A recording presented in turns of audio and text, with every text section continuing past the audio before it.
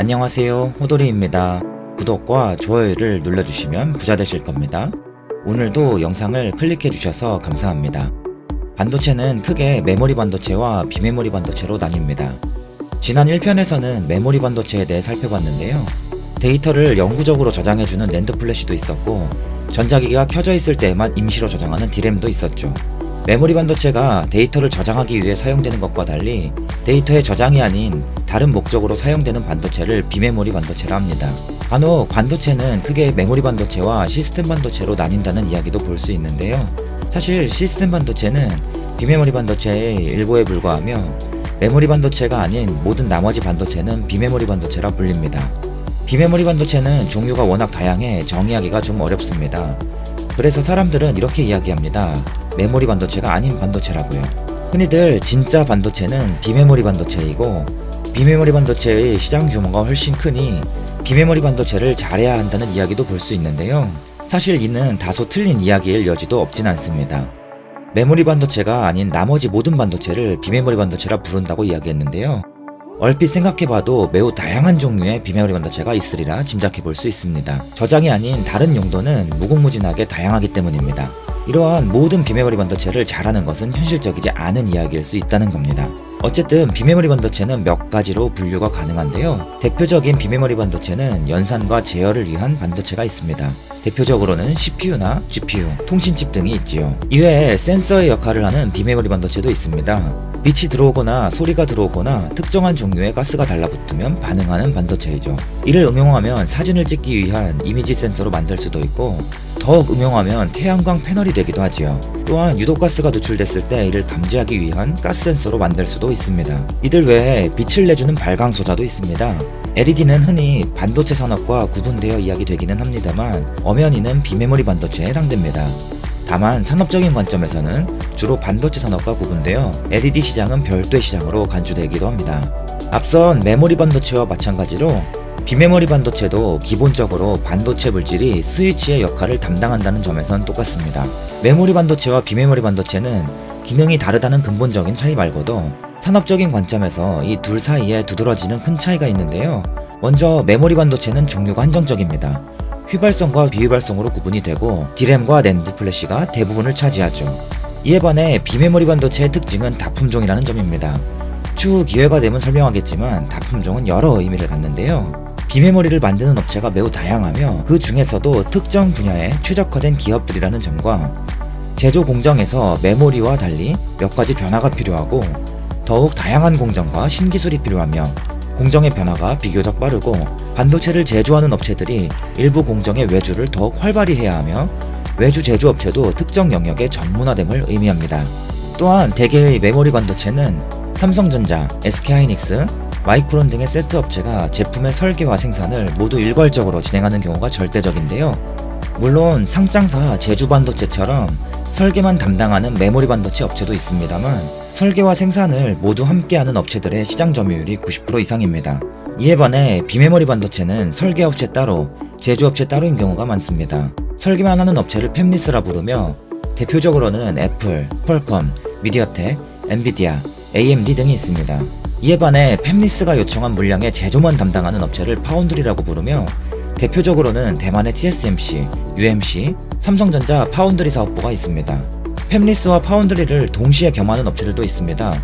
이들 업체를 종합반도체 IDM 업체라고 부르며 대표적으로는 삼성전자와 SK하이닉스, 인텔, 마이크론 등이 있습니다. 반도체는 차세대 제품으로 갈수록 신규 시설 투자에 더욱 막대한 비용이 들어가기 때문에 과거에는 설계와 생산을 동시에 겸하던 업체들도 점차 생산을 포기하고 설계만 담당하게 되었습니다. 생산 원가 절감에서 나오는 이익을 포기하는 대신 막대한 비용 투자라는 리스크를 최소화하고 이를 모두 외주화한 셈입니다. 우리가 컴퓨터를 살 때 가장 중요하게 보는 것이 바로 CPU의 성능입니다. 빠른 컴퓨터를 원한다면 좋은 CPU가 달린 컴퓨터를 사야 합니다. 대개 비슷한 모델군 내에서는 최근에 나온 CPU가 성능이 좋습니다. 그리고 전력 소모도 적고 발열도 적다는 특징이 있지요. 이는 새로 나온 CPU일수록 더 미세한 크기의 반도체가 이용되기 때문입니다. 흔히 미세 공정이 이용되었다고들 하지요. 예를 들면 작년에는 14나노미터, 올해는 10나노미터, 뭐 이런 식입니다. 그리고 대개는 더 비싼 모델군의 CPU가 더 좋습니다. CPU 한 개 안에서도 계산 역할을 담당하는 코어의 개수가 더 많아지기 때문입니다. 실제로 CPU의 성능을 비교할 때에는 코어 한 개가 얼마나 빠른 연산을 하는지 쿨럭이라는 수치를 먼저 비교하고 그러한 코어가 총 몇 개 달려있는지를 비교하게 되는데요. 내 컴퓨터 오른쪽 마우스 클릭 속성으로 들어가게 되면 그림과 같이 내 컴퓨터의 CPU 코어 한 개가 1초 동안 얼마나 많은 연산을 수행하는지 알 수 있습니다. 제 컴퓨터는 1초에 36억 번 계산하는 CPU가 달려있네요. 요즘에는 CPU 코어가 한 개만 달린 것이 아니라 2개에서 4개, 그 이상으로 달려 나오기 때문에 꼭 이러한 수치가 높다고 성능이 더 좋은 것은 아닙니다. 수치가 낮더라도, 즉 쿨럭수가 낮더라도 코어의 개수가 더 많다면 또 새로운 깡패가 될 수 있기 때문입니다. 제 컴퓨터는 36억 번 계산하는 CPU가 4개 달려있는데요. 내 컴퓨터의 코어가 몇 개인지 알고 싶다면 모델명을 검색해보면 알 수 있습니다. 우리가 컴퓨터에 설치된 계산기를 켜고 1 더하기 1을 계산하면 이라는 놀라운 결과가 나옵니다. 이게 엄청나게 신기하고 대단한 건데 사람들은 컴퓨터에 무슨 주판이라도 달려있다는 듯 당연하게 생각합니다. 버튼을 누르면 라면을 끓여주는 기계나 기름 없이 치킨을 구워주는 에어프라이어는 엄청나게 신기하면서 1 더하기 1은 이라는 계산을 해주는 이 미친듯한 과학기술은 아무렇지 않게 생각하는 것이지요. 앞서 반도체는 스위치의 역할을 한다고 했습니다. 평소에는 전기가 흐르지 않는 오프 상태에다가 특정한 환경에서 전기가 흐르며 ON이 된다고 이야기했습니다. 그런데 이걸 여차여차 잘 구성해서 몇 개의 연속된 회로를 만들면 ON과 OFF를 바꾸어 줄 수도 있고 앞선 스위치가 ON이 되면 뒤이은 스위치에서는 OFF가 연속적으로 출력되도록 만들 수도 있습니다. 컴퓨터에 1을 입력하면 스위치가 켜지며 1이라는 전기 신호가 전달되고 또 1을 입력하면 또 신호가 추가로 전달됩니다. 이때 뒤이은 스위치 중 하나는 ON 상태로 켜고 나머지 한 스위치는 OFF로 끌 수가 있습니다. 그러면 어떤 결과가 나타나게 되냐면 1과 1을 순차적으로 입력하면 뒤이은 스위치는 1과 0이라는 결과를 순차적으로 출력하게 됩니다. 2를 합쳐주면 1, 0이 되고 2는 십진법으로 숫자 2를 의미합니다. 이렇게 컴퓨터는 끝도 없이 계산을 반복합니다. 9 더하기 9를 계산하면 1 더하기 1을 또 하고 또 하고 또 하고 지속적으로 반복한다고 생각해 볼 수 있겠습니다.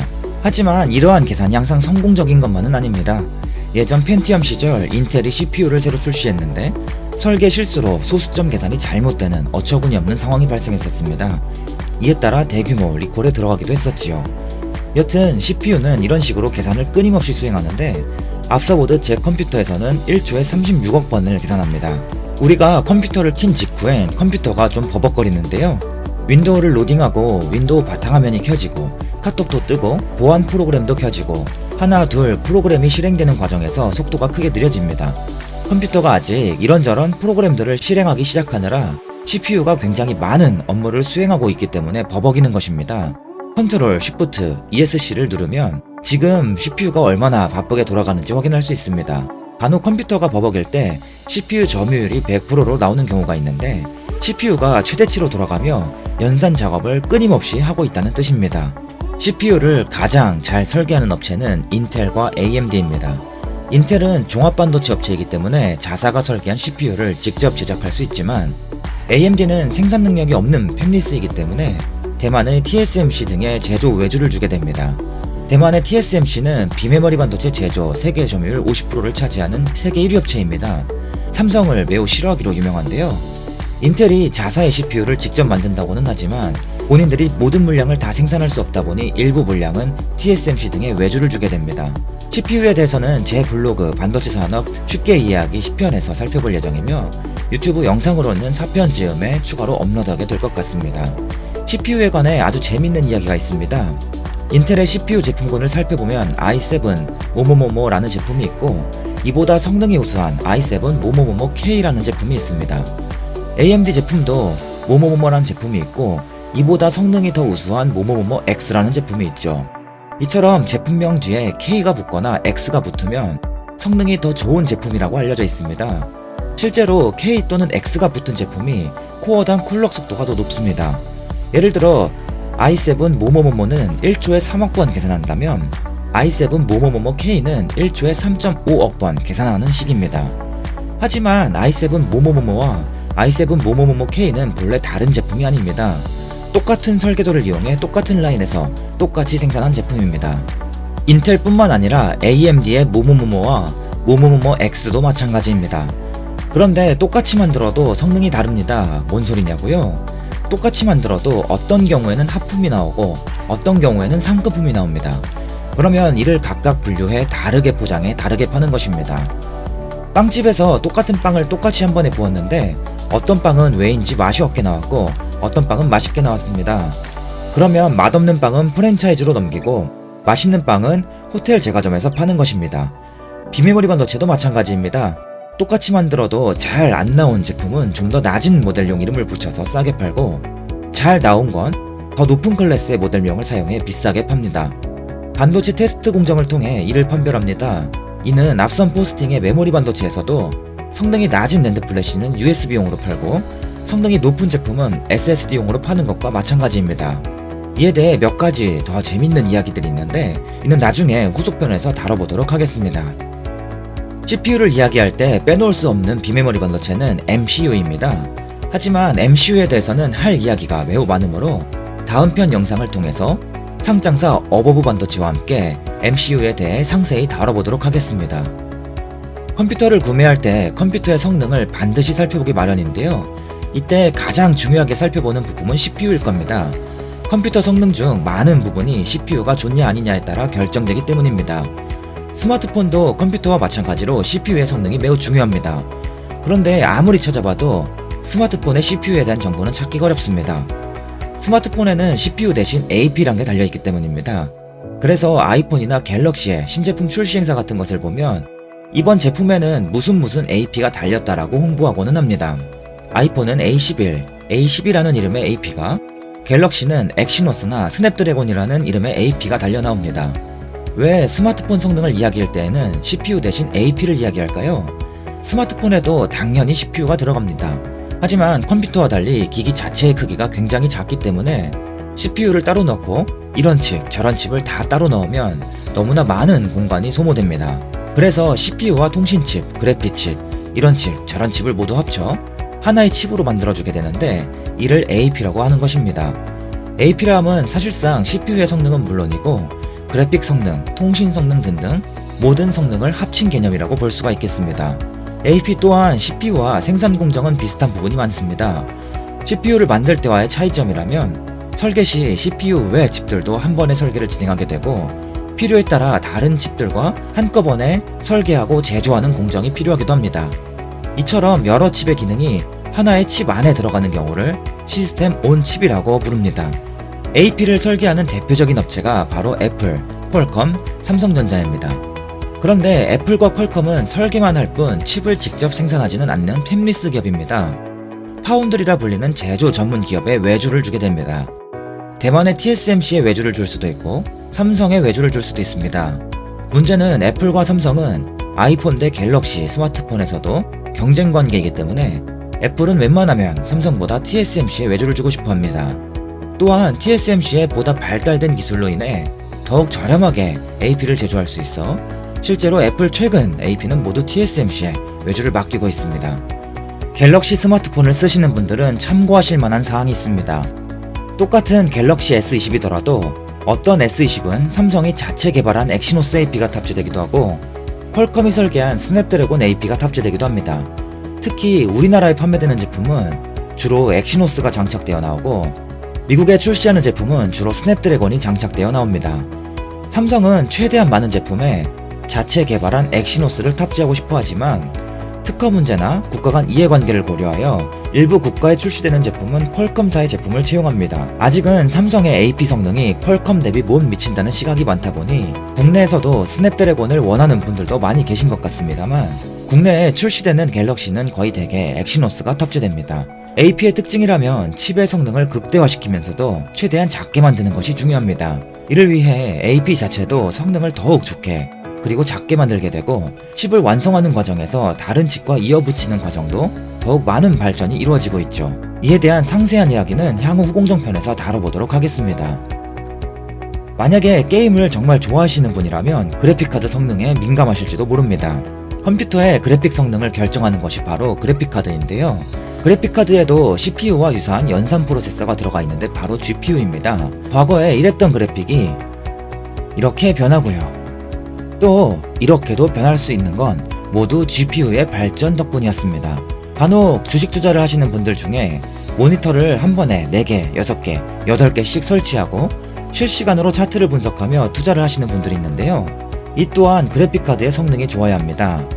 GPU가 실시간으로 모니터 4개에서 8개의 동시에 화면을 내보내려면 한 번에 엄청난 양의 연산을 처리할 수 있어야 할 테니까요. 대개 집에서 사용하시는 그래픽카드의 GPU 성능에 따라 한 번에 2개의 모니터를 연결할 수 있고 좀 좋은 제품은 3개도 가능합니다. 이러한 그래픽카드를 한 컴퓨터에 여러 개 설치할 수 있습니다. 덕분에 그래픽카드 수를 늘려 한 번에 6개, 8개의 모니터도 설치할 수 있는 것입니다. 얼마 전 비트코인 열풍 때 그래픽카드 수요가 폭발해 그래픽카드 가격이 2배 가까이 폭등하는 사태가 벌어졌습니다. 코인을 채굴하는데 GPU가 유용하게 사용되기 때문인데요. CPU보다 그래픽카드의 동시 연산 능력이 더 뛰어나기 때문에 CPU 대신 그래픽카드를 이용해 여기저기서 코인 채굴 작업이 이루어졌기 때문입니다. 이 덕에 게임이나 그래픽 작업을 하시는 분들은 그래픽카드의 가격이 너무 올라 컴퓨터 업그레이드도 못하고 PC방 사장님들도 아주 울상이고 그랬었습니다. GPU를 설계하는 대표적인 기업은 바로 미국의 엔비디아와 AMD입니다.